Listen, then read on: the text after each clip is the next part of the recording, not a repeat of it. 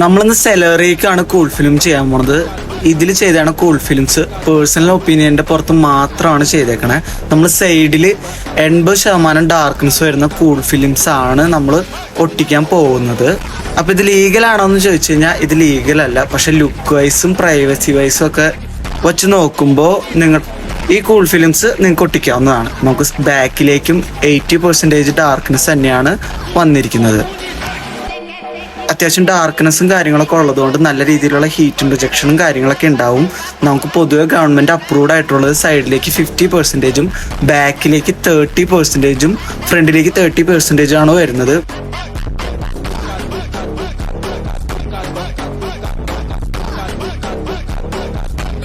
നല്ലൊരു budget friendly ആയ പല വേരിയന്റിലുള്ള ആന്റി ഗ്ലെയർ ഫിലിംസും സൺ ഫിലിംസും നമുക്കിവിടെ അവൈലബിൾ ആണ്.